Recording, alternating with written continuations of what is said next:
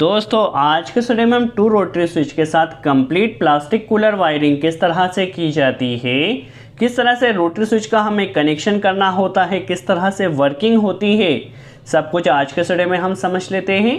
देखिए जो first rotary switch होता है, इस फर्स्ट रोटरी स्विच के साथ हमें 3 स्पीड कूलर फैन मोटर का कनेक्शन करना होता है, जिससे हमारी फैन मोटर की स्पीड कंट्रोल होती है। और जो सेकंड रोटरी स्विच होता है, सेकंड रोटरी स्विच में हमें वाटर पंप मोटर का कनेक्शन करना होता है प्लस स्विंग मोटर का कनेक्शन करना होता है।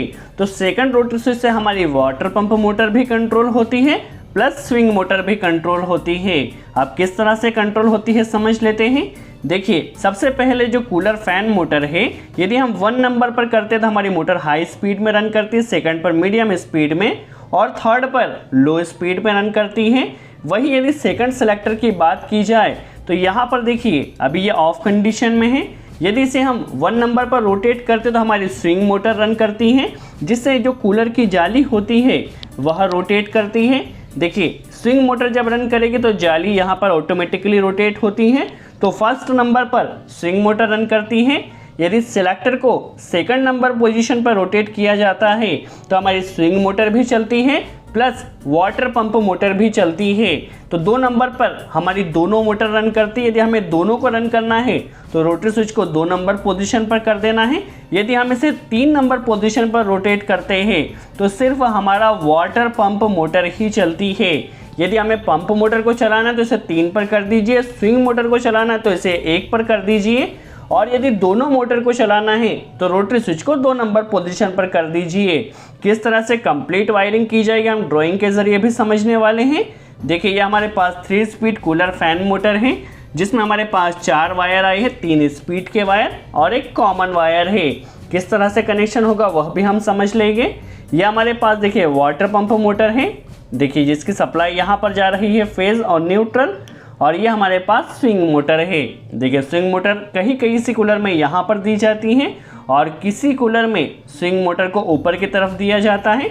तो स्विंग मोटर भी हमारी सिंगल फेज मोटर होती है। काफ़ी सिंपल सा कॉन्सेप्ट है। किस तरह से कनेक्शन किया जाएगा हम वायर बाय वायर भी सीखने वाले हैं, एम ड्राइंग के ज़रिए भी समझ लेते हैं। सबसे पहले हम क्या काम करते हैं, जो हमारे पास फर्स्ट सिलेक्टर है, फर्स्ट सिलेक्टर में देखिए लाइन दिया गया है 1 2 एंड 3। दैट मीन्स लाइन पर हमें फेस कनेक्ट करना है।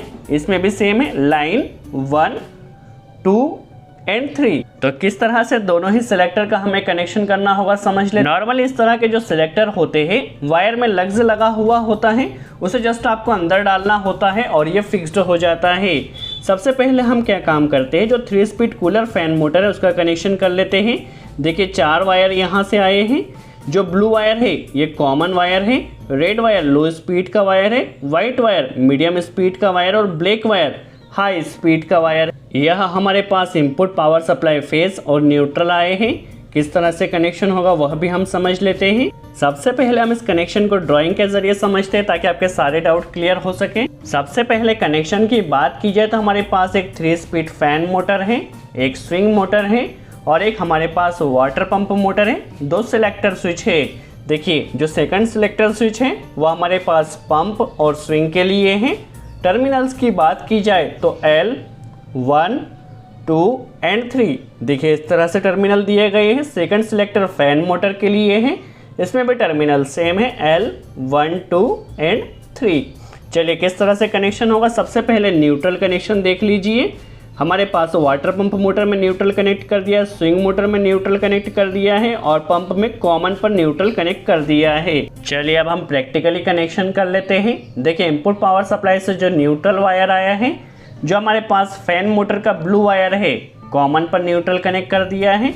वाटर पंप मोटर में जो ब्लैक वायर है यह न्यूट्रल वायर है, तो इस ब्लैक वायर को भी अभी हम न्यूट्रल से कनेक्ट कर देते हैं। देखिए फैन मोटर में भी न्यूट्रल हो चुका है, वाटर पंप मोटर में भी न्यूट्रल हो चुका है।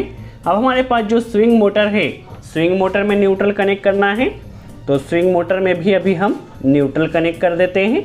तो हमारा न्यूट्रल तीनों मोटर में कनेक्ट हो चुका है, न्यूट्रल का कनेक्शन हो चुका है। अब आप क्या काम कीजिए, इस पर अच्छे से टैपिंग कर दीजिए। सेफ्टी का आपको ध्यान रखना है। देखिए न्यूट्रल का कनेक्शन हो चुका है। अब किस तरह से रोटरी स्विच का कनेक्शन होगा समझ लेते हैं। सबसे पहले फर्स्ट रोटरी स्विच का हम कनेक्शन कर रहे हैं, जो कि कूलर फैन मोटर के लिए रोटरी स्विच हमें दिया गया है।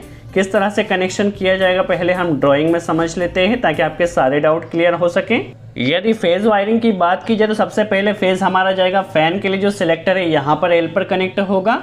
स्विंग के लिए जो सिलेक्टर या पंप के लिए सिलेक्टर है वहाँ पर कनेक्ट होगा। 1 नंबर से हाई स्पीड पर कनेक्शन होगा। जो सिलेक्टर का 2 नंबर है वहाँ से मोटर की मीडियम स्पीड पर कनेक्शन होगा। जो 3 नंबर पॉइंट है यहाँ से पंप की लो स्पीड पर कनेक्शन होगा। चलिए अब हम इसे प्रैक्टिकली देख लेते हैं। देखिए ये हमारे पास हाई स्पीड, मीडियम स्पीड और लो स्पीड के लिए टर्मिनल्स दिए गए हैं। ये एल टर्मिनल्स दिया गया है।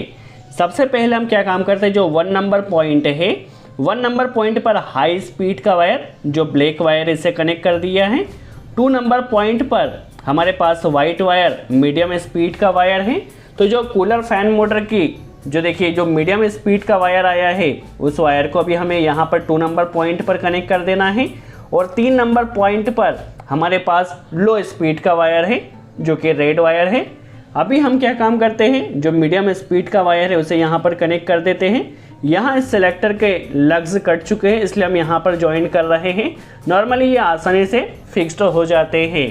यदि आप इस तरह से ज्वाइंट कर रहे हैं तो अच्छे से टैपिंग कर लीजिए, अदरवाइज वैसे तो आपको यहाँ पे ज्वाइंट करना नहीं होता, लग्स इसमें आसानी से फिट हो जाता है। यहाँ पर हमारे पास लो स्पीड का वायर है, तो लो स्पीड के वायर को भी अभी हम अच्छे से ज्वाइंट कर देते हैं। तो हमारे पास 3 स्पीड सिलेक्टर का कनेक्शन हो चुका है। चलिए यहाँ पर अभी हमें क्या काम करना है, जस्ट फेज़ का कनेक्शन करना है, इनपुट पावर सप्लाई फेज़ का, जिसे हमें एल पर कनेक्ट कर देना है। तो यहाँ पर देखिए ये हमारे पास इनपुट पावर सप्लाई फेज़ के लिए रेड वायर आया है। देखिए इस रेड वायर को भी हम ले लेते हैं और न्यूट्रल का कनेक्शन हमने ऑलरेडी कर दिया है। चलिए फेज़ के लिए हमने यहाँ पर देखिए 2 कनेक्टर कनेक्ट किए हैं, क्योंकि 2 सिलेक्टर स्विच है हमारे पास। तो जो फर्स्ट कनेक्टर है इसे फैन मोटर का जो सिलेक्टर स्विच है यहाँ पर एल की पोजीशन पर कनेक्ट कर देना है। चलिए यहाँ पर देखिए ये लग्स आसानी से फिट हो जाता है, ये लॉक हो जाता है। चलिए यहाँ पर फैन मोटर का कंप्लीट कनेक्शन सिलेक्टर के साथ हो चुका है। अब सेकंड सिलेक्टर का किस तरह से कनेक्शन होगा समझ लेते हैं। सबसे पहले लाइन वायर को यहाँ पर अभी हम कनेक्ट कर देते हैं सेकंड सिलेक्टर पर भी। देखिए इस तरह से यहाँ पर इसी से एक कनेक्टर हमने कनेक्ट किया है जो कि ब्लू वायर है।